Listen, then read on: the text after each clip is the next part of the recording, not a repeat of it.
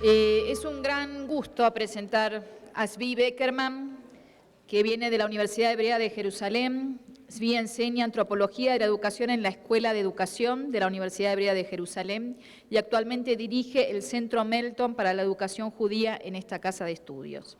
Zvi tiene una larga trayectoria en investigación, tiene numerosas publicaciones y en el centro de sus preocupaciones siempre estuvo la identidad cultural, étnica y nacional, incluyendo los procesos de identidad y de negociación en los encuentros de educación intercultural y en contextos de aprendizaje formales e informales. Su conferencia se llama Educación para la Paz, un saber o un hacer, y aquí te dejo el... Gracias.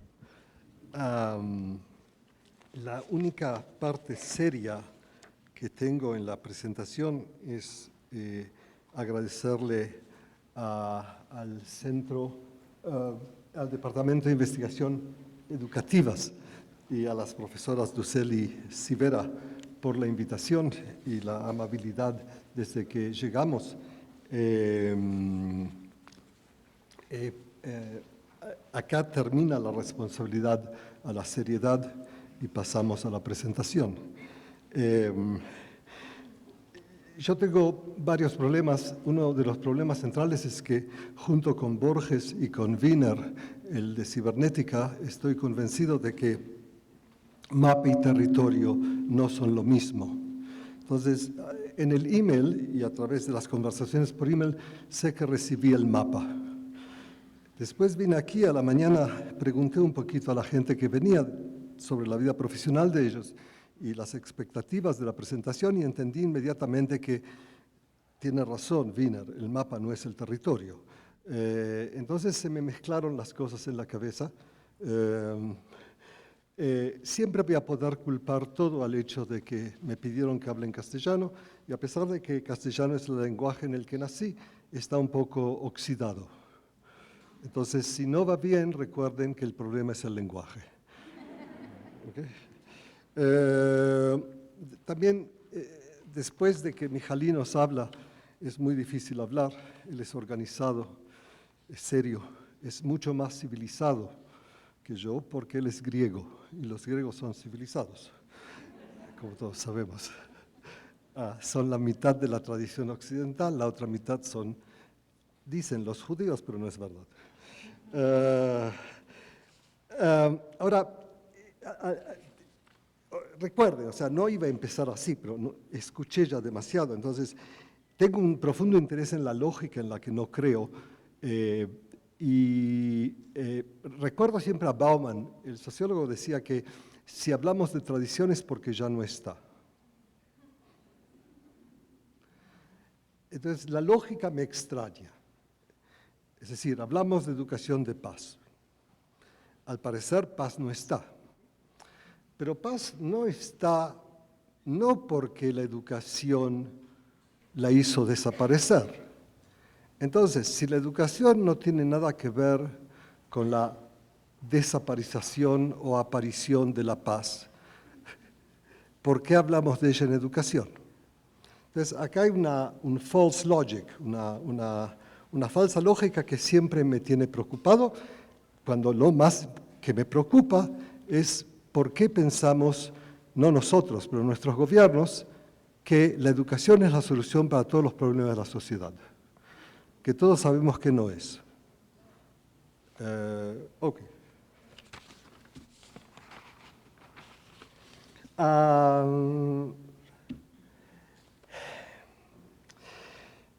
En Israel somos muchos más serios que en México, ustedes saben.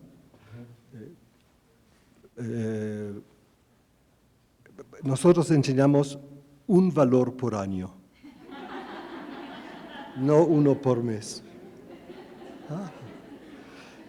Pero con la misma cantidad de éxito. La única diferencia es que fracasamos menos. ¿Okay? Es matemática ahora, esto no se puede, esto es totalmente verdad. Después está la paradoja esta de invitar a un israelí a que hable de educación para la paz. No sé, ¿Atestigua a qué? ¿A Inés o a mí? Es totalmente inexplicable. Después tenía otra cosa que decía Herbert Mead, esos grandes pragmatistas americanos, que es lo más importante tal vez que América le dio al mundo, solía decir que los expertos son malos para la democracia. Y creo que tiene mucha razón. Entonces, si me escuchan porque son respetuosos, bien, pero no me escuchen como experto. ¿Ok? Pues entonces eso es malo para los procesos democráticos.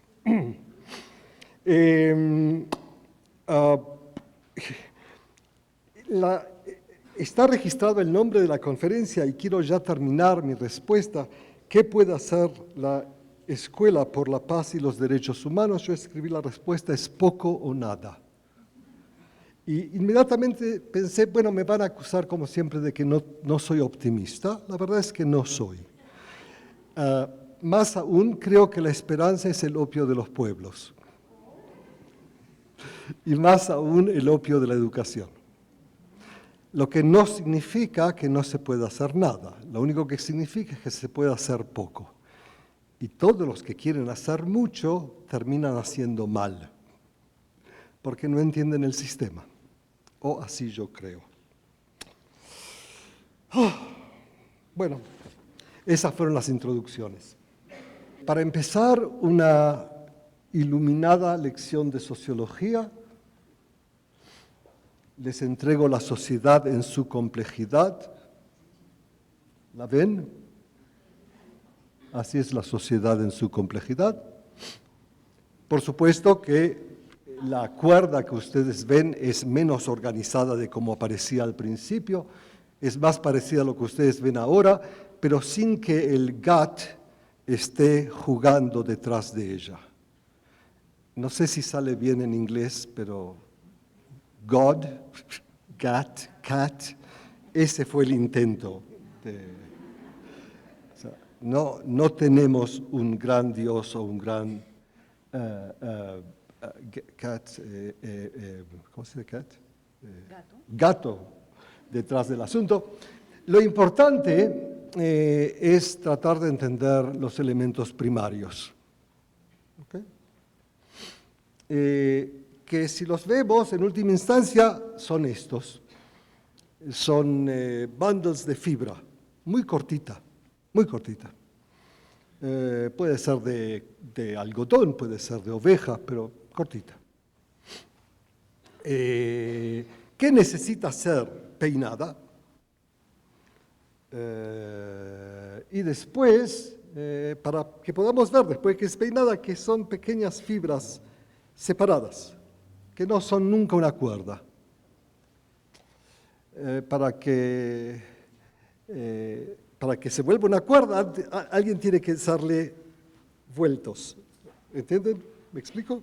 Tienen que decir sí o no, si no, no continúa. O sea, me explico. Muy bien.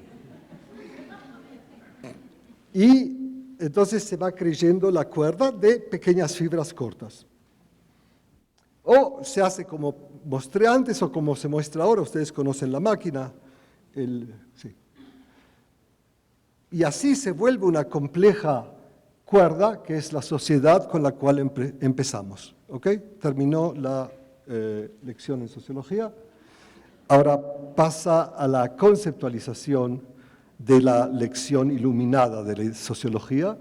Esto lo leo en inglés. Si los traductores están todavía arriba, que traduzcan. I like to think of it as a rope. Me gusta pensar en ello como una cuerda. Las fibras que conforman la cuerda son discontinuas. Cuando las entrelazas, no las haces continuas, sino que las haces continuas, hilos continuos. Los hilos no tienen fibras. Si separas los hilos, vas a encontrar nuevamente las fibras, de tal modo que aunque puede parecer que son una cuerda a través de la cual todas estas partículas pasan, ese no es el caso. Es esencialmente el modo descriptivo. El gran Bird Whistle, que nunca le interesaron las palabras. Y siempre le interesaron los movimientos, porque entendía que éramos más animales de lo que pensamos. Ahora yo les voy a dar las fibras de la investigación que yo hago, y si trabajamos muy duro en las fibras, puede ser que podamos entender la cuerda. La cuerda se llama en varias formas. Se llama Educación para la Paz, o se llaman Colegios Integrales Palestinos Judíos. ¿Ok? Se puede llamar Educación Bilingüal y Multicultural.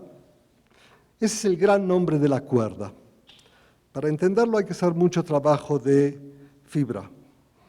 Y las fibras que yo voy a hablar un poco de ellas para darles una idea de lo que está pasando en el mundo que yo trato de entender ya hace muchos años.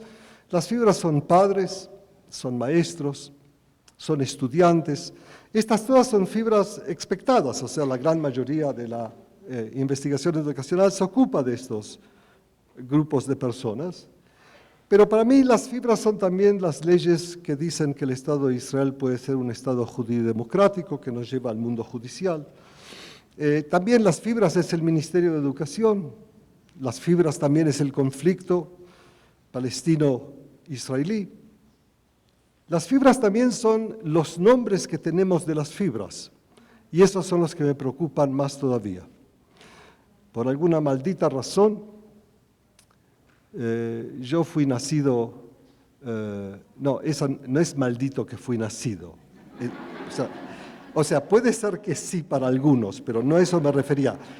O sea, yo nací en Argentina, vivo en Israel, tengo hijas que las llaman israelíes, que tienen mamá israelí, papá argentino, y 4 abuelos que vienen de Grecia, Irak, Rusia y Polonia.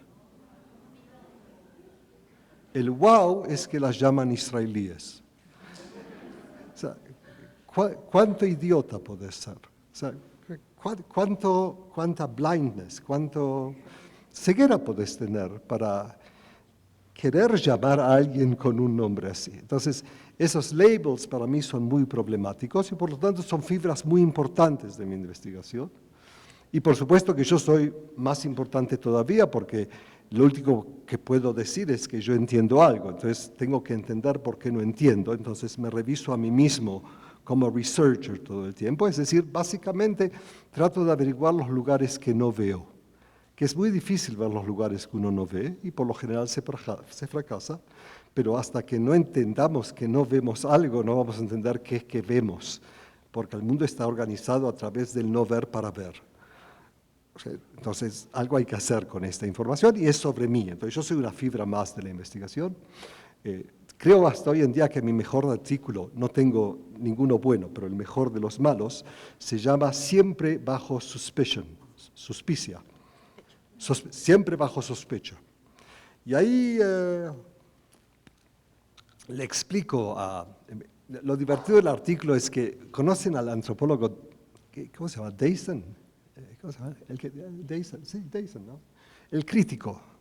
Escribe mucho crítica. Me va a venir el nombre, pero tiene una revista interesante que yo quería poner un artículo y le mandé el artículo siempre bajo sospecha y ocurrió que el mundo fue destrozado cuando arruinaron las Torres Gemelas. ¿Se acuerdan? En el 2001.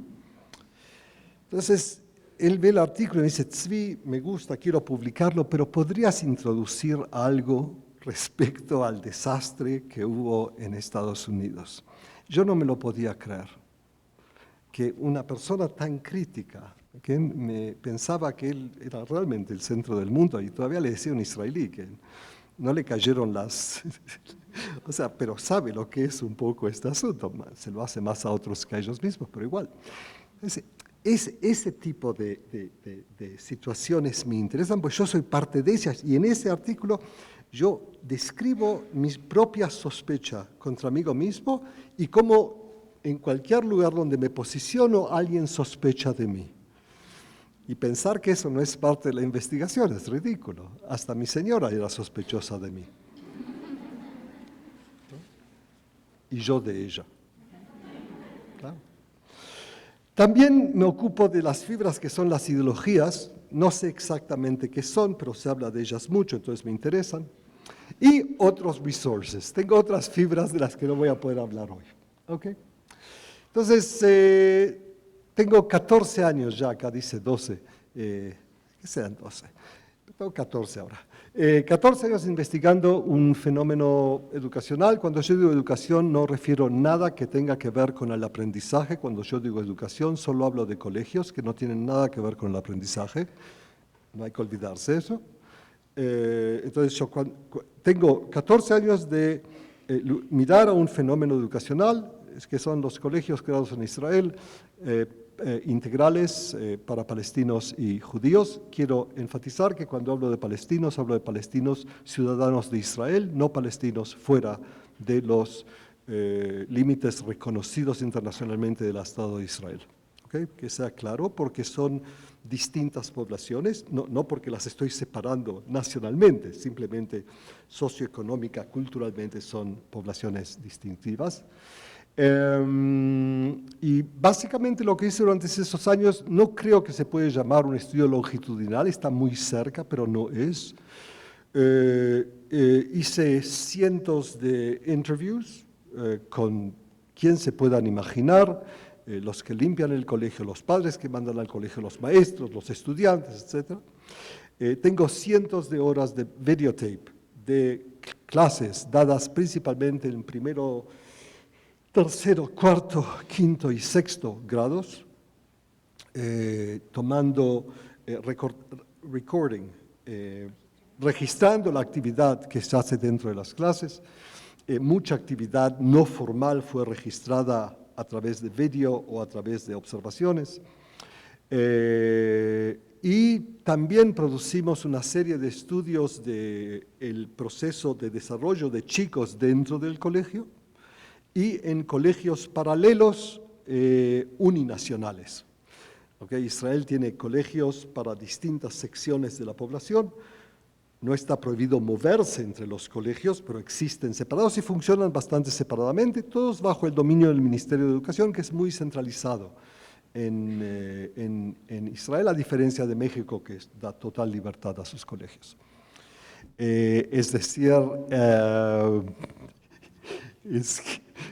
todos somos a la francesa, o sea, el sueño dorado de que el ministro sepa exactamente qué le enseñamos a cada chico en cada momento. Ahora, no me acuerdo por qué llegué a eso. No importa. ¿Tipos de escuelas? Tipos de escuelas. Sí, tenemos escuelas seculares para judíos, escuelas religiosas para judíos, escuelas árabes para árabes, musulmanes y cristianos, todas escuelas nacionales subvenciadas de la misma manera, aunque es mentira, pero oficialmente es así. Tenemos un sistema que subvenciona la educación, digamos, independiente, que incluye la ultraortodoxia judía y los colegios católicos, cristianos católicos, que tenemos varios de ellos. Así estamos construidos, somos en una forma muy rara de mirar un país muy multicultural. El problema es qué maldito sos al querer entender multicultural como lo quieres entender, pero ese es otro problema, no podemos hablar de eso ahora. Nuestras mejores estudiantes son una pequeña minoría de mujeres que estudian en colegios católicos, pues son muy buenos, y son por lo general mujeres palestinas, jóvenes, pero son una pequeña proporción que hablar de ellas cambiaría en forma no buena, como vemos a Israel. Por supuesto que el grupo judío occidental, el grupo judío ashkenazí, es el más alto. Los grupos ortodoxos judíos y los grupos árabes son los grupos que son los dos grupos más pobres de la sociedad israelí, son los grupos que tienen peor récord académico educacional. Entonces, eso es más o menos lo que... y he hecho interviews los últimos 3 años con los 3 cohortes primeros que terminaron el único colegio integral judío-palestino que corre hasta el fin de la preparatoria, se llama. ¿Okay? Entonces, eso para que sepan de dónde están viniendo los pocos datos que voy a dar. Ahora, cuando se habla de integración, estamos hablando de un proceso que está identificado como un proceso que tiene sus comienzos organizacionales, ideológicos en Estados Unidos, aunque no es necesariamente verdad, pero así es como la literatura ve esto. Y entonces se habla, por supuesto, de la gran decisión de la Alta Corte de Justicia Americana, en el caso de Brown, en el que decide que colegios no pueden más ser iguales y separados. Es decir, si es separado, no puede ser igual. Y por lo tanto declara la integración, que comienza todo el proceso de intervención del norte en el sur nuevamente. No fue la primera vez que el norte baja al sur. Y después se une todo esto al movimiento civil de los afroamericanos en Estados Unidos, etc. Ese es el contexto donde la integración, de la cual la integración se habla. Y lo que es importante aquí es saber que Alpert, el psicólogo americano, es aquel que está con otros, no es el único, está dándole las teorías a la Alta Corte de Justicia de Estados Unidos para decidir la decisión a que llegan, porque él está haciendo estudios sobre estereotipos y él piensa que está demostrando que cuanto más contacto hay entre grupos conflictuales, más se reduce el prejuicio. Ahora, él no es idiota, a pesar de que mucha gente piensa que es, porque él no dice que esto pasa naturalmente, sino que esto pasa si hay condiciones básicas de encuentro. Es decir, si pones a pobres afroamericanos y ricos americanos juntos, no hay contacto bueno, no hay reducción de prejuicio. ¿Okay? Porque si no pones gente en contacto al mismo nivel, surge una cantidad de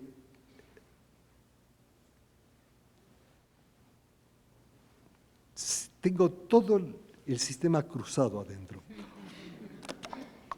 Y hay palabras que simplemente no sé cómo decirlas, ya y aparece una cantidad de datos cuando hay una asimetría que te mueve todo. Entonces, él no era tonto. Por el otro lado, se puede decir, si el contacto solo trabaja bajo condiciones tan estrictas, ¿para qué hablas del contacto? Habla de cómo crear las condiciones que lo permitan. Y esa es una tensión que sigue existente teóricamente. Yo estoy del lado de aquellos que piensan que es más interesante hablar de cómo crear las condiciones que permitan al contacto, de que hablar del contacto que no hace nada. ¿Okay? Entonces, esas son las bases. Esas son las bases de la gran mayoría de la actividad de encuentros interculturales y cross-culturales, por lo general, hasta hoy en día. Y da entrada a por lo menos 4 distintivas formas de approach el encuentro cross-cultural. Una es a través de la idea de contacto simple, como la hablaba Alpert. La otra es una perspectiva psicodinámica que piensa que los verdaderos problemas del mundo están en las almas de la gente o en la psique, que es una palabra divertida. Es una rara perspectiva, pero como toda la educación está dominada, a Dios gracias por los psicólogos, ellos también dominan acá no poco. ¿Okay? Esa es la segunda perspectiva. La tercera forma de su approach es a través de una perspectiva política que dice lo que se está encontrando aquí son grupos nacionales o grupos étnicos o grupos de clases. Vamos a enfatizar el elemento grupal de identidad fuerte y vamos a traer a los dos grupos que ahora reconocen que ese es el problema central a hablar sobre este problema. Una tercera forma, no hablan del alma, no hablan del puchimuchi, o sea, del contacto lindo, hablan de las cosas duras, ¿ok? Te voy a matar, no te voy a matar, vos me matás a mí, yo soy víctima tuya, tú eres víctima mía, ¿quién es más víctima que la víctima? Que es el tema preferido entre judíos y palestinos. Y el cuarto y muy moderno, ustedes saben que la palabra narrativa ahora no se puede casi escribir un paper sin escribir la palabra narrativa.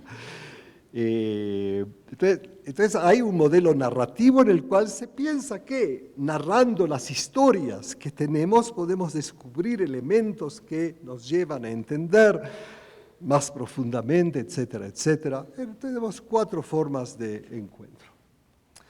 Ahora, cada uno de estos modelos reflejan formas diferentes de diálogo entre 2 polos de identidad, que es una mala palabra, o 2 polos de identificación. ¿Identificación es adverbo en castellano? ¿Adverbio? Sí.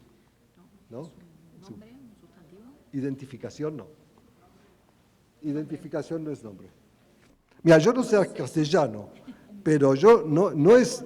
No, verbo puede ser que no sea, pero no es noun. Eso no me digan que es identificación noun. Proceso, un nombre que designa un proceso. Bueno, eso es adverbio un poco, ¿no? ¿No? El adverbio es modificado, pero Bueno, no importa. mira, que yo discuta con gente que habla castellano es ridículo, pero no importa. A mí me importa porque identidad es un noun. Y yo con los nouns estoy muy enojado. A mí no me gustan los objetos, no, los nouns, los sustantivos. Los sustantivos son malos para las personas vivas. ¿Ok? Y los adverbios son un poco mejores. Los verbos son excelentes. ¿Ok? Entonces, hay dos formas en que estos 4 modelos trabajan una tensión, una negociación entre polos de identidad. A veces, lo que va más alto es la identidad individual y se pone poco énfasis en la identidad nacional. Por ejemplo, Inés y yo somos hermanos porque somos humanos. Comemos, respiramos. Es una perspectiva que aumenta lo personal y reduce las diferencias, que es una argentino y yo soy un mexicano. Eso sería, entonces, uno arriba y el otro abajo. La otra posibilidad es que tú subes la diferencia nacional étnica y reduces la diferencia personal. Tengamos esto en cuenta. ¿Por qué? Porque los colegios integrales judíos palestinos en Israel han adoptado por lo general una perspectiva que quiere hacer los dos juntos. Quiere también relevar la identidad personal y quiere también relevar la identidad nacional. No siempre se han preguntado cómo, si acaso es posible, hacer los dos a la vez. ¿O qué tipo de precios pagás si tratás de trabajarlos juntos? ¿Okay? Pero esto no será la primera vez que sistemas educativos no se preguntan preguntas serias. Ahora, hay una diferencia acá que yo creo que es muy importante. Yo escucho a veces hablar a educadores que hablan de sistemas educacionales como que los sistemas educacionales fracasan. Yo vengo de una escuela que piensa que los sistemas educacionales nunca fracasan. Es decir, yo respeto a mi enemigo. Yo no creo que son idiotas. Yo no creo que simplemente no saben lo que hacen. Yo realmente creo que son malditos y saben hacer el mal muy bien. Ahora, yo los invito a pensar cómo referirse a sistemas educacionales. Me parece mucho más inhumano pensar que la gente es idiota a pensar que la gente es maldita. Cuando yo digo que la gente es maldita, yo creo que doy reconocimiento a la humanidad de ella, tal cual como es. Me puede gustar o no gustar, pero la reconozco. Decir que la gente es idiota, eso es maldito. Idiotas en los seres humanos no hay. Hay gente que hace pasos adaptativos distintos porque son genios reconociendo la realidad. Nos puede gustar o no gustar, pero idiotas no son. Y eso me importa enfatizar porque yo creo que si realmente estamos interesados en preguntar preguntas serias sobre sistemas educativos, tenemos que empezar reconociendo que el enemigo o el amigo, no importa de qué perspectiva ideológica lo miremos, es serio y saben muy bien lo que están haciendo. Los sistemas educativos tienen 5.000 años de historia y nunca han cambiado. Al parecer va a ser muy difícil cambiarlos. Mi país produjo ya 7 reformas con los mismos resultados. No cambio. O sea, tiene la retórica del cambio y tiene el producto esperado, que es mantener lo que el colegio hace mejor que cualquier otro sistema social. Selección. La gran genialidad del colegio es que pone juntas las dos funciones que nunca hay que poner juntas. La función del aprendizaje y la función de la selección. No hay ninguna razón que lógicamente puede justificar mantener esas relaciones juntas. Solo un sistema político y una ideología que pide convencer a la gente que si va a estar mal en la vida es porque son idiotas y no porque hay malditos. Estas cosas hay que mantenerlas claras. Vuelto a lo que yo hago. Entonces les voy a contar un poquito de resultados de los colegios estos geniales que yo trato. Después vamos a decir geniales para qué. Entonces, por ejemplo, los colegios son colegios bilingüales. Bilingüalismo es uno de los campos de educación más researched que hay, y excelente research hay en bilingüalismo. Bourdieu todavía tiene razón. No hay competencia si no hay mercado. Es la mejor forma de explicar lo que ocurre desde el punto de vista bilingüal en los colegios bilingüales. Y lo que ocurre es bastante simple. Los judíos por lo general no aprenden árabe y los árabes aprenden siempre hebreo, también lo van a aprender sin el colegio. ¿Está claro? ¿Make sense? Okay. El lenguaje árabe es reconocido como lenguaje nacional segundo en Israel, es decir, no hay problema legal, pero no tiene mercado. Las universidades son en hebreo. ¿Okay? Si querés trabajar en el 80% de la población, son judíos que hablan hebreo. Anda a enseñar a los judíos ahora árabe. ¿Para qué lo necesitan? ¿Okay? Pero todavía eso no indica que tratar de hacer un colegio bilingüal es malo. Siempre hay 1 o 2 chicos judíos que aprenden árabe muy bien. Siempre muchos chicos judíos aprenden un pasivo árabe. Y lo más importante, entienden que la acentuación árabe no es necesariamente el enemigo. O sea, también sin aprender el idioma, enseñar el idioma hace cosas buenas en el mundo. ¿Ok? No voy a decir ahora más, pero después les voy a decir otra cosa, porque ustedes tienen también problemas de bilingüismo en este país, un poco. Ahora, muy generalmente, cuando se habla de cultura, de elementos culturales muy serios, por ejemplo, hummus, falafel, que son las esencias de la vida. ¿Okay? ¿Cómo se puede hacer un serio producto multicultural curricular sin hablar de hummus y falafel? Es algo. Después tenemos la suerte de tener una madre etíope, negra, judía, que las matamos todos los días en Israel, en el colegio, que traiga un poco de comida de ellos, para que demos reconocimiento a la profunda cultura etíope, que es... si tienen algo para pintarse mejor todavía, los vuelve mejor auténticos. Y si los árabes tienen cafías lindos, que las traigan. Eso, como sabemos, funciona muy bien. Los papás están felices. Vienen a la tarde, le hacen un mercado de comidas, de vestiduras, todos contentos, los chicos sonríen, los papás, las mamás contentos, los directores y maestros, una maravilla. Cuando llegamos a, lean mi entonación, nunca lo que digo, ¿okay? No hace falta, eso es bastante no importante. Ahora, cuando llegamos a cuestiones nacionales, de narrativas nacionales, surgen problemas, son difíciles, pero les quiero decir algo, estos colegios hacen algo que en Israel no ha sido hecho nunca. Ustedes saben que Israel prohíbe la enseñanza de la narrativa palestina en los colegios árabes y en los colegios judíos.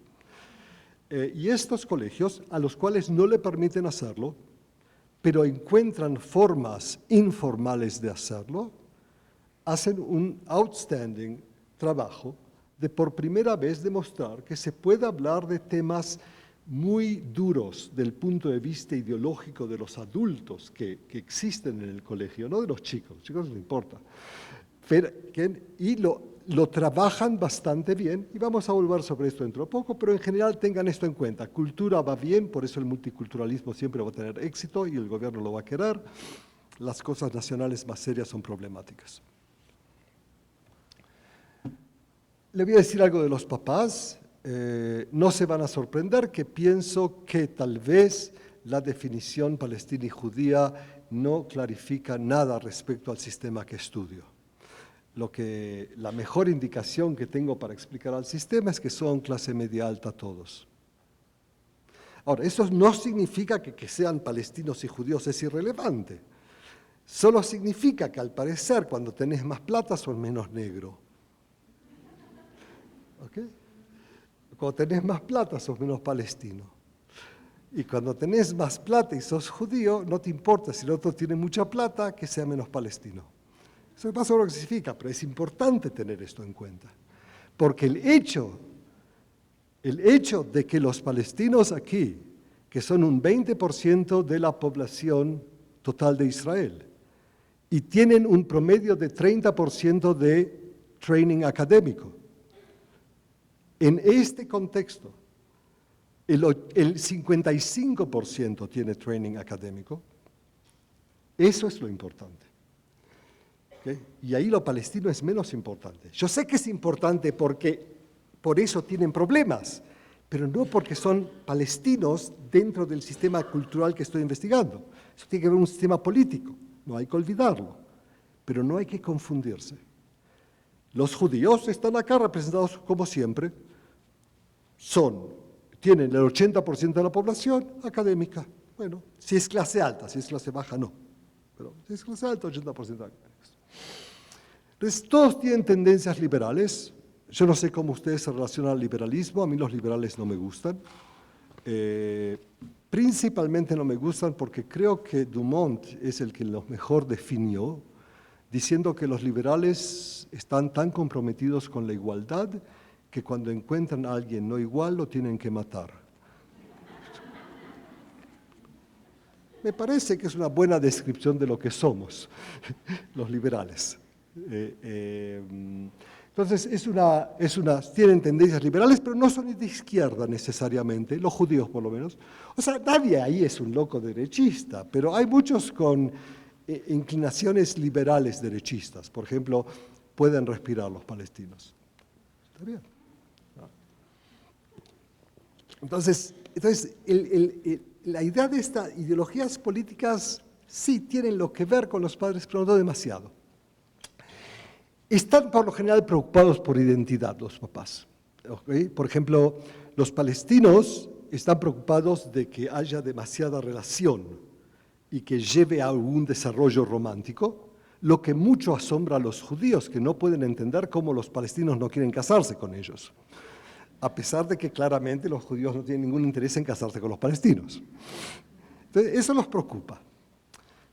Los preocupa mucho, no suficientemente para no mandar a los chicos. Entonces todavía los mandan, ese es el hecho, pero lo hablan mucho este tema. Entonces están preocupados por identidad y los preocupa, lo más que los preocupa es lo que todos sabemos que les preocupa a los papás realmente, que reciban una buena educación. ¿Okay? Y una buena educación es una educación que les permita moverse en el sistema como las medias upper classes se pueden mover, sin dificultad. Ahora, los papás palestinos hablan principalmente de buena educación y después tolerancia, y los judíos hablan de tolerancia y después de buena educación. Si es acaso porque los judíos aman a la tolerancia, no.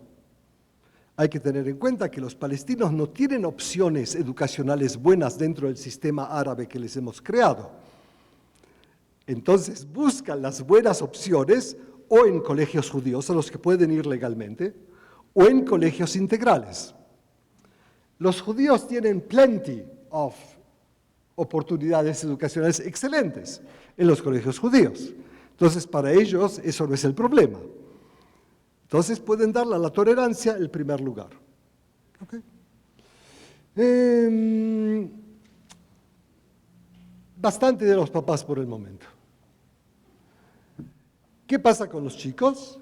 Los chicos son divinos. Después llegan al colegio. La divinidad se disipa y lo adulto en ellos comienza a crecer. Y es un poco problemático. Los chicos llegan al colegio con una cualidad que tengo mucha gente que se opone a lo que voy a decir. Hoy tengo serios colegas en el norte de Irlanda que trabajan en temas muy similares, principalmente John Connolly, que publicó mucho trabajo cuantitativo sobre identidad en pequeños. Los trabajos de él principalmente hablan de que chicos ya vienen entrenados a reconocer identidad y darle importancia a muy temprana edad. Mis estudios cualitativos demuestran exactamente lo opuesto.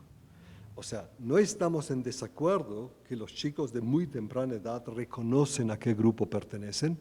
Yo no creo que no hay ningún judío que se equivoque que es judío, ningún palestino, musulmán o cristiano que se equivoque que sea musulmán o cristiano. La única diferencia que tenemos es que mis estudios muestran que para los chicos a temprana edad esto es totalmente irrelevante como diferencia. En términos batesonianos es una diferencia que no hace diferencia. ¿Okay? Es una diferencia que no tenemos atención a ella, no es que no la conocemos. ¿Okay? Las diferencias que a los chicos les interesan muchísimo más en la vida, y los entiendo perfectamente porque me parecen muchísimo más interesantes, es quién me rompió el lápiz, si la nena tiene el mismo color de camisa que yo, quién juega mejor fútbol. Esas son diferencias centrales importantes en la vida de chicos. Pero los chicos son terriblemente inteligentes, a pesar de que nosotros sistemáticamente no queremos aceptar eso, por eso les enseñamos cosas continuamente.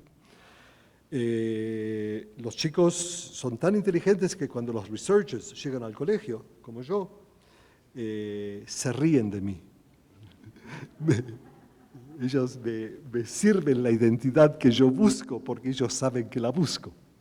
Me llevó 4 años convencerlos de que no vine a buscar identidad, vine a buscar lo que ellos hacen. Pero ellos me la servían continuamente. ¿Cómo te la sirven? Por ejemplo, están bien entrenados. Son colegios estos que el gobierno los usa para hacer propaganda buena para Israel. Es un gobierno inteligente, ¿no? No, todos los gobiernos son malditos, pero hay malditos inteligentes y malditos tontos. Los de Israel son malditos inteligentes. Entonces si yo entro con una cámara a una clase, al principio, en medio segundo tengo un triplet o un cuádruple de chicos mixtos en posición de tomar picture. Te lo dan. ¿Okay? Estoy en jardín de infantes, las chicas juegan, se toman fotos, me dicen, ella es árabe. Ok, anoto. Te dicen que no le vas a creer, ¿anotas? Siguen hablando, después dice la chica que me dijeron que es árabe, dice, te están mintiendo, soy judía. ¿Por qué me embroman? ¿Sí? Pues ellos saben lo que yo busco, me dan identidad continuamente. O sea, saben lo que son, pero nunca los pesqué en un evento donde categorías de identidad del tipo étnico nacional sirven como explicación para la actividad que ellos están haciendo entre ellos mismos. No cuando buscan una solución para un problema matemático, no cuando se pelean alrededor de la mesa quién va a calentar primero la comida en el microwave, nunca.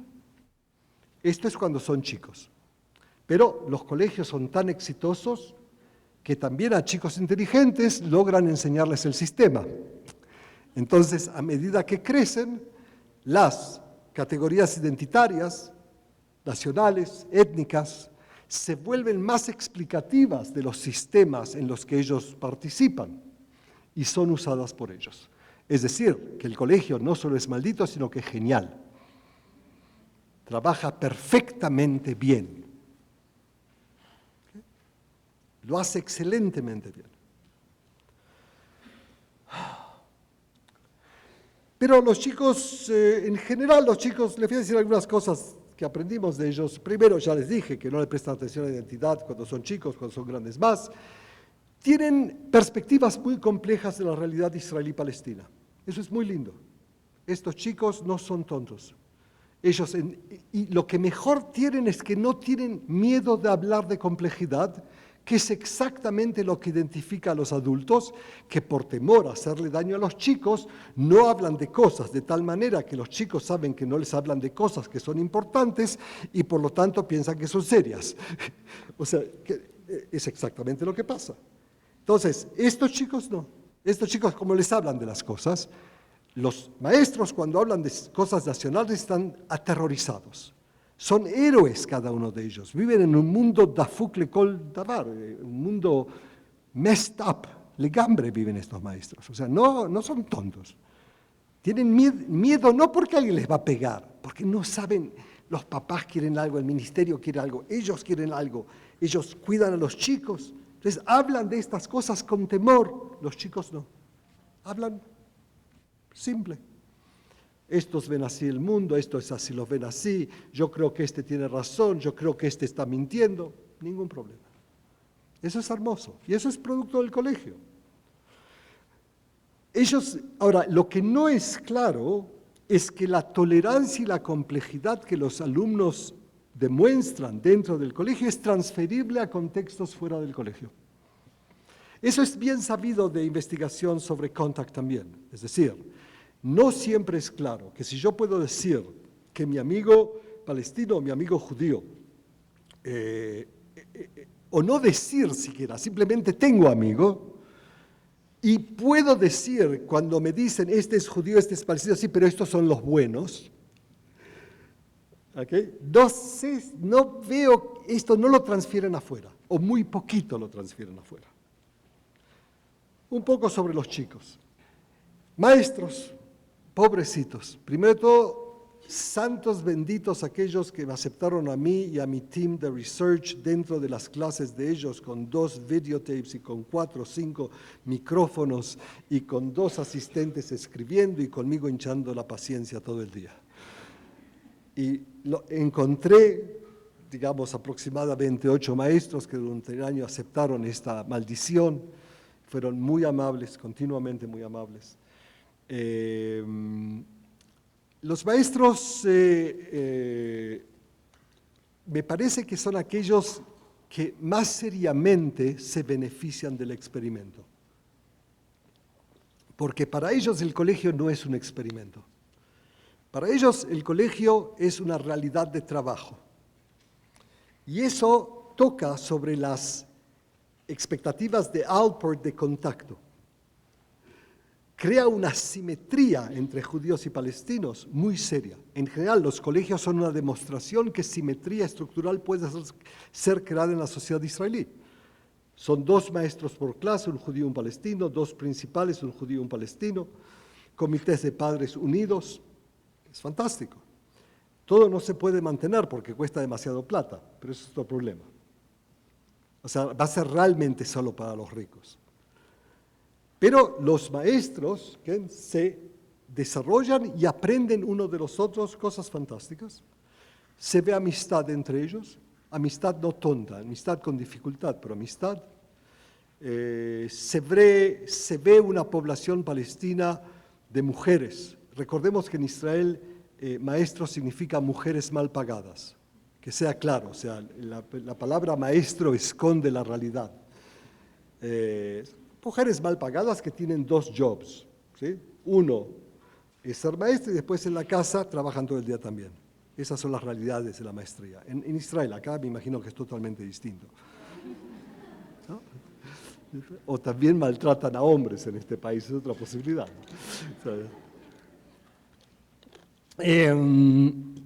Ahora, entonces, estas maestras, por ejemplo, el grupo palestino aprende cantidades del liberalismo del feminismo judío. Y lo dicen con orgullo, no lo dicen como pobre gente. Dicen, aprendimos que hay cosas que el esposo no tiene que hacer. Que sea claro. Ahora, todo esto se podría hablar en términos de palestinos y judíos, pero sería ridículo. Lo podés hablar en cualquier país en términos tradicionalistas y occidentalistas, lo que podría volver a los judíos franceses o alemanes, no, alemanes no es lindo, franceses o ingleses, inglés es lindo. O sea, francés o inglés, y a los palestinos podría volver mapuche. O sea, otra vez las categorías no te sirven. Tenés otra forma de explicar estas diferencias. Estás hablando de organizaciones que las llamamos tradicionalistas y las describimos de una forma terrible, pero no importa, for the sake of the argument ahora. Y tenés otras sociedades que son modernistas. Y estas quieren ser similares a estas. Eso no significa que quieren ser judíos. Ellos simplemente quieren lo poco que la modernidad ofrece mejor, lo quieren también. ¿Ok? Entonces eso dijo un poco de los maestros. Algunos puntos para mí son importantes. Cuando traten estos temas, cuídense de las categorías.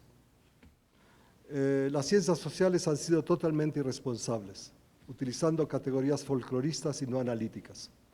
En lugar de tomarse el trabajo de tratar de definir lo que las categorías son, las lleva al mundo de la investigación y las utiliza como que fuesen verdad. Me parece que si hay un trabajo serio para hacer, es el trabajo de repensar cómo se hacen estas categorías, que es mucho más importante que usarlas. Las dos peores categorías que hay son, por supuesto, identidad y cultura. Son malditas, hacen mal trabajo y matan casi todo lo que encuentran en el paso. Se adoran unas a las otras. Identidad y cultura son la pareja más moderna por excelencia, más amante que hay. Cualquiera que tenga ideas cómo eliminarlas, que me cuente. Y por supuesto que volver a hablar de clase social no sería una mala idea, porque tiene mucho más poder explicativo que cualquier otra categoría. Y por lo menos es medible en términos un poco objetivos, a diferencia de la identidad, que es totalmente subjetiva y realmente está en las manos de los malditos que quieren decir si sos o no sos. ¿Okay? Y todavía se disfrazan de un liberalismo insoportable cuando el liberal le dice al palestino, este no es un palestino auténtico. Bueno, no tiene cuernos ni cafía, tiene título universitario, va en coche, habla inglés. ¡Ah! Eso no puede ser palestino. Pero eso es lo que hacemos. ¿Okay? Vamos a los mapuches, les vamos a enseñar a ser mapuches como corresponde, por el bien de ellos. Claro, que no. Claro. Y para así vamos a ser realmente liberales. Eso es lo que más me preocupa. También mucho me preocupa, hay cosas metodológicas que me preocupan.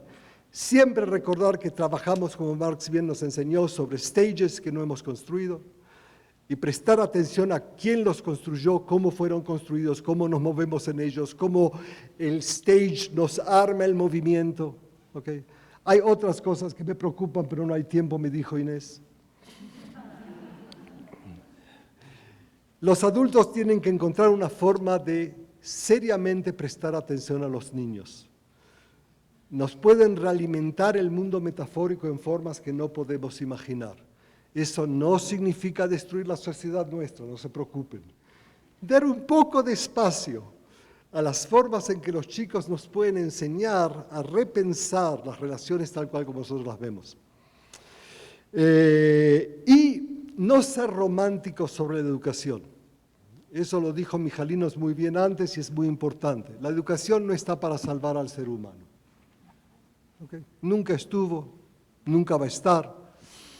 Lo más que podemos hacer es pequeñas entradas, pequeños movimientos, de gente que quiera hacerlas con un pequeño riesgo, sin perder la posición en el colegio, Pero más aún me interesa recordar que la tecnología escolar es una tecnología que fue siempre la misma y que lo que produce la tecnología escolar son 3 elementos básicos. El primero es separar a la persona, al niño de la familia. El segundo es convencernos que hay ciencias disciplinarias y compartimentalizadas. El colegio es el único lugar donde la idiotez de que la matemática existe. Ningún matemático piensa que existe. ¿Okay? Y lo tercero que hace el colegio es separa el hacer del saber. El colegio es el único lugar donde podés saber mucha matemática y recibir mal cambio en el mercado. Ahora, apliquen los 3 elementos estos, la educación a la paz o cualquier educación que quieran, hasta que no tomemos seriamente cambiar las estructuras más básicas que componen la tecnología escolar, me parece que muy lejos no vamos a poder ir. Y no se olviden que todo esto está tintado de un paradigma occidental dualista que lo inventó el maldito Aplatón, que se muera, bueno, ya se murió, pero que se queme en el infierno, que lo único que quería es tener muchos shoemakers, zapateros para sentirse rey. ¿Y cómo lo hace? Diciendo que él ve lo que es empíricamente inaccesible. Si les suena un poco como parte de la psicología que domina la educación, no están equivocados. Es la misma tradición, agréguenle un poco de Kant y de Descartes y estamos en reales problemas. Y hasta que no nos metamos con eso y reontologicemos lo epistemologizado, y no tengamos en cuenta las estructuras que son mucho más importantes que las ideas, hasta que ese trabajo serio no lo hagamos al nivel que podamos sin matar a nosotros ni a nuestros chicos, ¿no? Creo que muy poco es lo que vamos a poder hacer.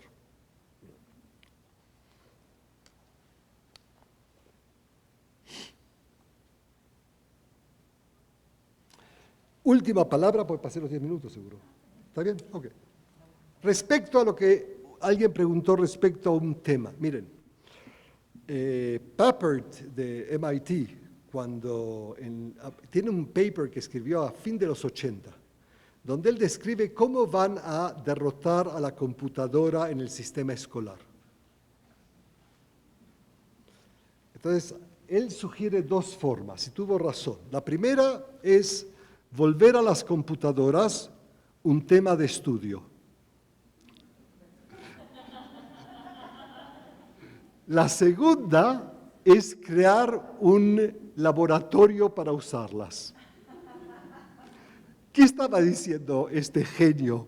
Estaba diciendo que cuando compartimentalizás, matás la experiencia. Dewey lo dijo antes que él. Y todos aquellos que saben que la paz son los detalles, y no como el maldito Aplatón quisiera que pensemos, está en los detalles. La paz son actividades, no es una idea y no es un valor. Valores que son hablados no son valores, son tonterías. La única forma real de escribir la palabra valor es como Jean-Joseph Goulle escribió en ese hermoso libro en que él escribe. Es así. Así se escribe valores. No hay otra forma de escribirlo. Son cosas prácticas. Ahora, en tanto y en cuanto abstraemos la practicidad del hacer de la paz en una materia, que matamos al sistema seguro y dejamos a nuestro rey contento porque puede declarar que hace la paz en el sistema dual sin hacer nada. Y eso creo que tenemos que tratar de resistir un poco a hacer. ¿Okay? Las cosas somos lo que hacemos. Hablar es un hacer también, pero no somos lo que declaramos.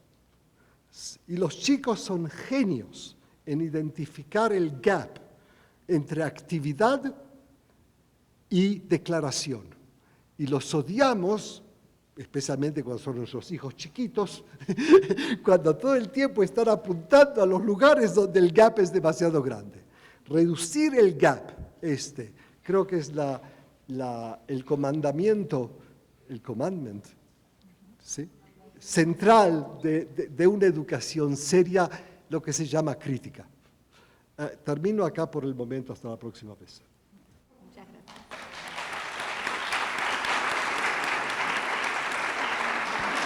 Bueno, creo que ha quedado claro por qué un israelí tenía algo para decirnos sobre el tema de educación para la paz, también de sus fracasos y de sus problemas y sus limitaciones. Yo tengo una pregunta para Zvi, comentarios. Tengo una para él que quisiera plantearle, que tiene que ver con, creo que señalaste muy bien las promesas que no se cumplen con la educación intercultural, bilingüe, ¿no?, las escuelas integradas. Y planteaste alguna cosa en la que sí ayudan, por ejemplo, en que las maestras, los maestros tengan otras experiencias. ¿Habría alguna otra función que te parece importante que estas escuelas cumplen en la sociedad israelí, no solamente? Sí, la respuesta es claramente sí. Yo soy muy crítico de las escuelas, las defiendo continuamente en el sistema educacional general, y la razón es muy simple. O sea, parezco tonto, pero no soy del todo tonto, y yo sé que la voz de la clase media alta es una voz, o sea, este tipo de voz de clase media alta, este tipo de práctica de clase media alta, puede influenciar de ciertas maneras a la sociedad israelí, y como hay que darle el chance, tiene que estar presente. Y como en general los colegios no son malos, ¿okay?, son problemáticos, pero no malos, entonces sí, yo creo que etzem, ¿cómo se dice etzem? By the mere fact of being there, por el ser, por el simple hecho de estar, ellos son una contribución, que es a veces mal usada, porque puede usarse para propaganda mala también, pero y todavía más creo que tienen lugar para crecer. Hay solo 6, yo creo que podría haber 10, 15. No creo que todos podrían ser igual, porque no hay bastantes palestinos para eso, a menos que los importemos. Pero me parece que es importante, sí. Bueno, mi nombre es María Estela Flores Arizmendi, yo vengo del Estado de México. A mí me parece muy interesante la participación, este seminario, pero veo con tristeza las butacas vacías. Esta plática, este seminario, lo tendríamos que recibir nosotros como maestros. Desafortunadamente ahora con la nueva modalidad de la nueva ley profesional docente, de que tenemos que cumplir con la normalidad mínima y no nos permiten salir de las aulas y tenemos que cumplir los horarios estipulados de acuerdo con normatividad, yo siento que esto va a limitar al docente. De por sí aquí en México somos poco lectores, porque sí tenemos los elementos, sí tenemos los materiales, tenemos un plan y programa, está por ejemplo los 4 pilares de la educación, del ORS, a donde nos dice acerca del saber, del ser y del saber ser, que viene articulado, viene la educación transversal, lo que hablaba también el anterior ponente, pero somos poco lectores porque los materiales los tenemos, y ahora con esta nueva ley que nos han implementado, yo siento que como que nos están obstaculizando, ¿sí?, a recibir otros medios informativos, porque somos flojos, no somos un país lector. Nosotros llevamos el Programa Nacional de Lectura, que ahorita lo quitó ya Gobierno Federal, luego se descentralizó al estatal, que es ¿cómo se llama? Se me olvidó, Leer para Crecer, supuestamente. Ahora también hace algunas semanas nos mandan decir que se quita el programa también de Leer para Crecer. Entonces, esto como que siento que ya se implementó dentro de los planes y programas de estudio, y es otra oportunidad menos que nos quitan a los docentes, porque anteriormente por lo menos asesorábamos a los docentes, dábamos algunas estrategias lectoras. Ahora mi pregunta, en su país, porque decía, hablaba mucho de los palestinos, son muy listos. Hay una cultura más resplandeciente ahí sobre la lectura.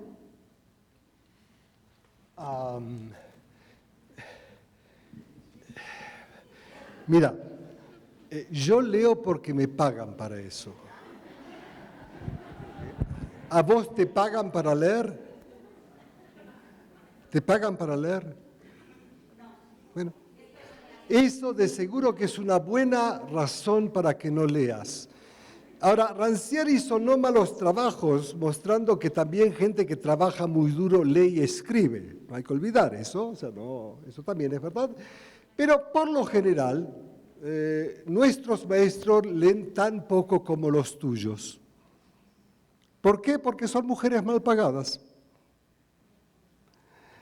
Entonces, lo que me preocupó en tu pregunta fue la palabra cultura.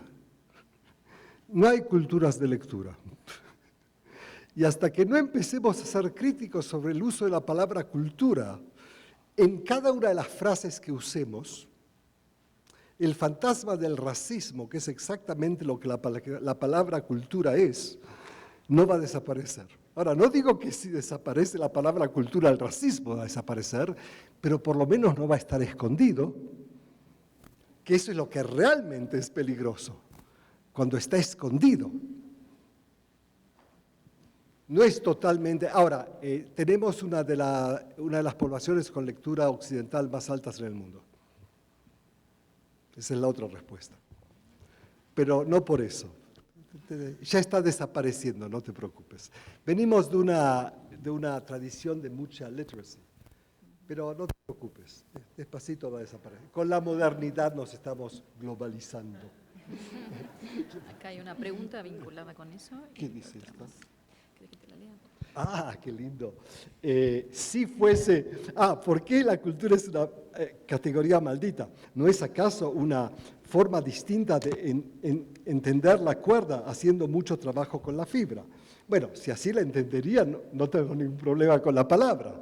El problema es que la entienden no como una cuerda con fibra que está siendo continuamente trabajada, sino que la entienden como una jaula o la entienden como un contenedor de consistencia.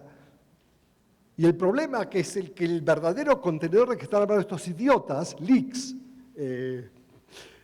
pierde. No hay un contenedor que es la cultura. No hay una jaula donde estamos encerrados que es mi cultura.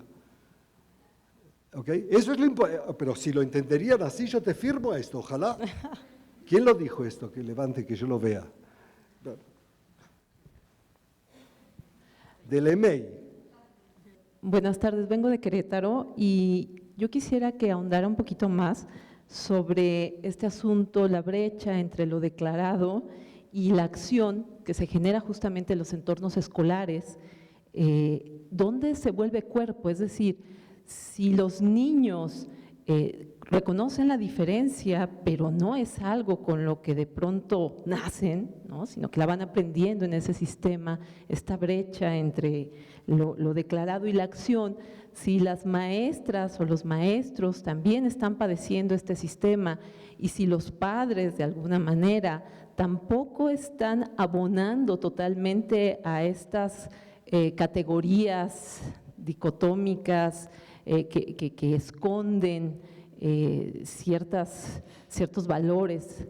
¿En qué parte de este contexto escolar se está generando, dónde se genera esta brecha entre la acción y lo dicho, lo declarado? Eso es por un lado. Y tengo otra pregunta metodológica. Quisiera saber de qué manera usted levantó los datos que obtuvo en relación a los padres. Me parece un punto importante, puesto que si solamente fue una cuestión de entrevista, bueno, evidentemente en el discurso yo puedo plantear algo, pero en la forma en cómo me posiciono frente al mundo, planteo y hago otras cosas.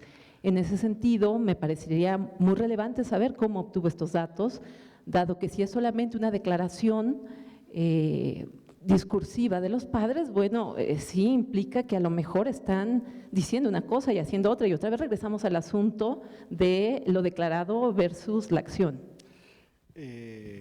Empiezo con la metodología, que me parece que es muy importante. Es decir, primero te dije cómo lo hice, Es decir, por lo general son interviews. Digamos, 88% es interviews, 12% sería observaciones como, por ejemplo, cuando traen a los chicos al colegio, a veces cuando hubo eventos en las casas. Esas son observaciones hechas. Pero en última instancia tienes razón, pero quiero corregir algo de mi perspectiva. Yo estoy totalmente de acuerdo que data de interview es muy limitada, muy limitada, y lo más que me dice es qué me dijeron cuando les hice el interview. Lo que no quiero que olvidemos es que hablar es hacer también. ¿Ok? Y eso es muy importante desde el punto de vista también metodológico, también analítico. Es decir, en tanto y en cuanto yo analizo el hacer del hablar de los padres en el contexto de un interview, o sea, estoy bien. ¿Okay? No estoy haciendo una generalización, no estoy haciendo nada. Y es lo que ellos hablan. Es una forma de hablar de los padres en una cierta situación. Bastante con la metodología, ahora paso a la brecha. Mira, yo creo que el hablar es de la naturaleza del idioma que la brecha entre el hablar y el hacer es parte de ella misma, ¿verdad? Porque el lenguaje es una abstracción. Eso es por un lado. Ahora, este mundo todos nosotros lo conocemos. Mira, el colegio enseña muchísimo. Eso todos lo sabemos. Sin colegio no hay sociedades modernas. Eso lo sabía Durkheim, lo sabía cualquiera que estudia estos sistemas. Y no hay sociedades modernas en lo que los colegios hacen. Es decir, hacen disciplina, hacen submisión, hacen lo que nosotros llamamos buen ciudadano. Todo eso se hace a través del hacer y no es hablado. Es lo que llaman el null curriculum o el currículum escondido, que me parece una tonta definición porque si estaría bien escondido nadie lo vería. El problema es que todos lo ven. Pero esas son las formas de hablar de los occidentales. Entonces, hay mucho hacer en el colegio. Ahora, cuando yo te puedo mostrar eventos donde te puedo mostrar la brecha entre el hablar y el hacer. Por ejemplo, cuando, por ejemplo, en una situación de comité de padres, después de que un grupo palestino dentro de los territorios conquistados tira de la ventana de una policía a 2 judíos que se habían perdido en la ciudad, el papá palestino de Israel ahora, ellos están hablando de este tema, le dice, el judío le dice al palestino, no te culpo por hacer esto.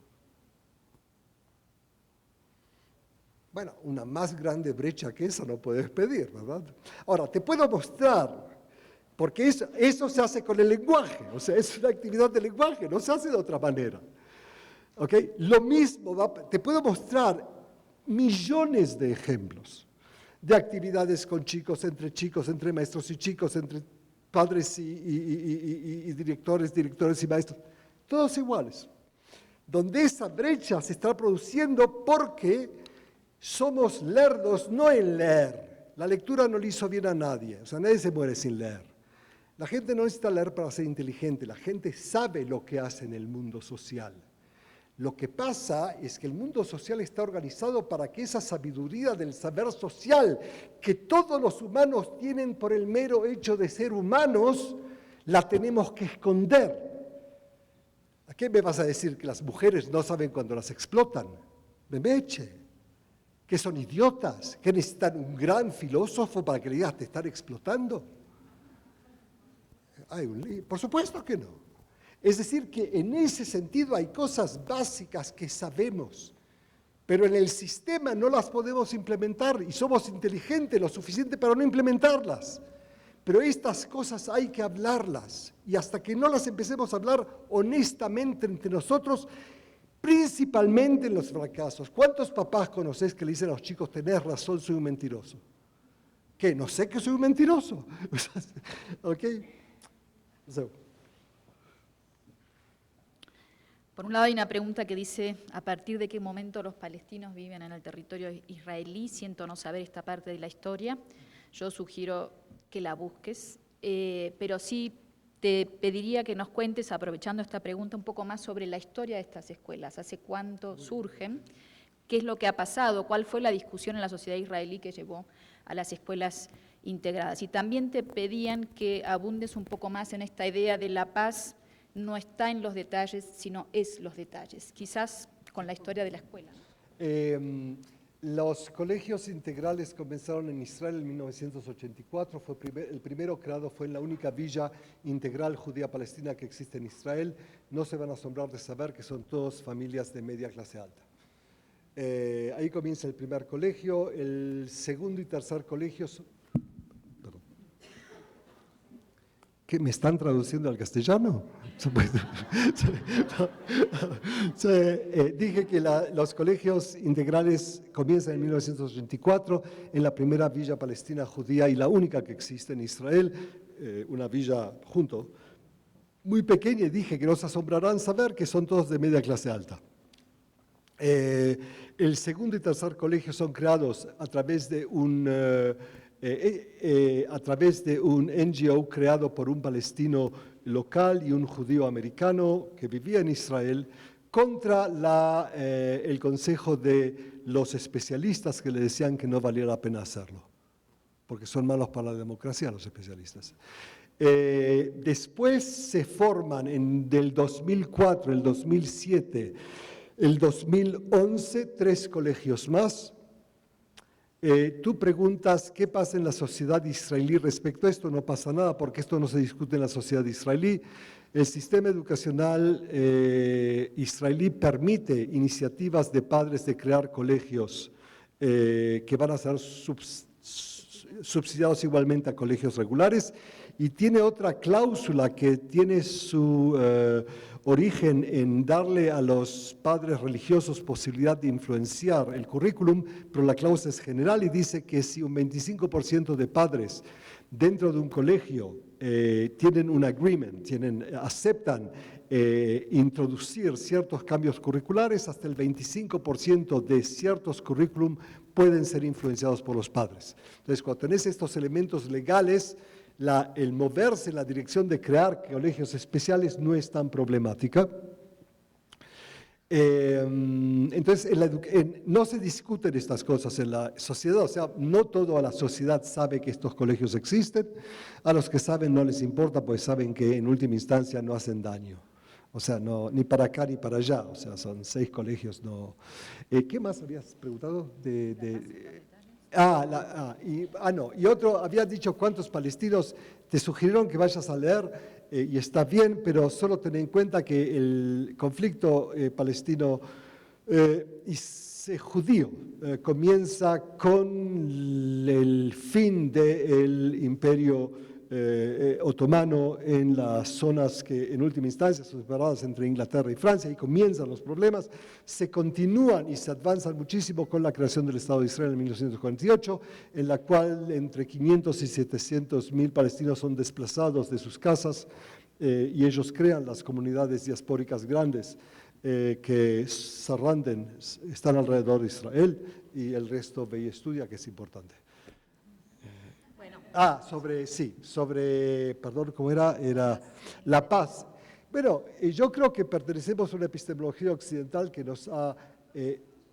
yo creo que pertenecemos a una epistemología occidental que ha sido desarrollada a través de perspectivas dualistas, idealistas, que a mí me parecen vergonzosas, pero esa es yo defiendo a mis amigos que están en esas posiciones, pues no tengo más remedio, se me van a echar a mí de la universidad, pero digamos, no me gustan. Es decir, yo creo que ahí están los más básicos elementos de la maldad.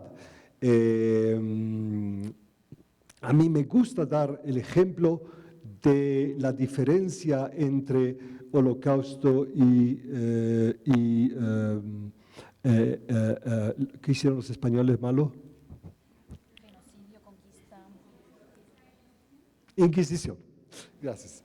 Y la Inquisición, mira, en la Inquisición tenés todavía una Europa que no está totalmente alineada a esta perspectiva, es decir, van a matar solo a aquellos que no practican lo que dicen que son. Es decir, si sos un judío y te convertís, si sos un judío puede tener problemas, pero no te matan. Si sos un judío converso y te portás como judío, te matan. Lo mismo con un musulmán. ¿Okay? Eso me parece totalmente correcto, comparado a qué. O sea, para que no piensen que me parece correcto. Pero aquí ahora, ¿qué hace el nazi? El nazi te vuelve esencia, no actividad. ¿Okay? Con el nazi no tenés más remedio que morir. Con la Inquisición, si cambias tu actitud de la vida y tu actividad, te salvas la vida por lo menos. Entonces, esto es lo que me parece a mí que es lo que tenemos ahora. Paz no es más que una actividad. No es una idea, es algo que se hace en el mundo. Aparte, no se llama paz.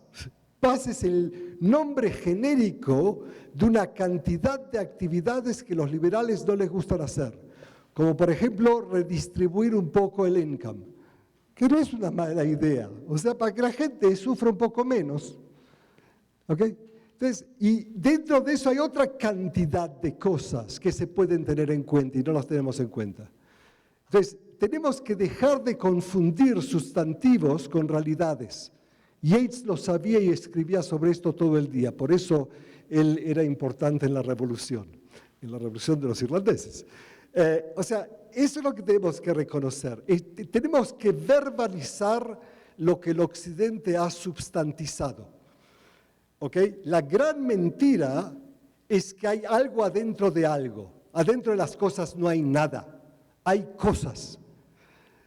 Por eso es que la paz es los detalles, son los haceres. No está behind en la mejor tradición occidental. No hay nada atrás. Si yo mato a una persona, a mí no me importa el intento. O sea, me importa en un sistema legal que tiene que organizar la sociedad, pero confundir eso con el hecho de que el hacer es lo que mata y no el intento es una idiotez. Y tratar de sanitizar la sociedad a través de cambiarle a la gente a la cabeza es una maldad. Cambiarle la actividad y primero de aquellos que gobiernan, me parece. Muy bien. Bueno, yo creo hay otras preguntas, pero sugiero que estas preguntas lo conversen con Zvi en la comida, porque ya estamos bastante pasados el tiempo que teníamos. Quiero agradecerle muchísimo a Zvi esta conferencia. Las provocaciones que nos deja son muchas y creo que, bueno, que nos provoca a pensar, a asumir una posición propia respecto a esto. Y vamos a seguir a la tarde, a las 3 de la tarde, con la conferencia de Nelson Arteaga sobre las dimensiones sociales de la violencia en México.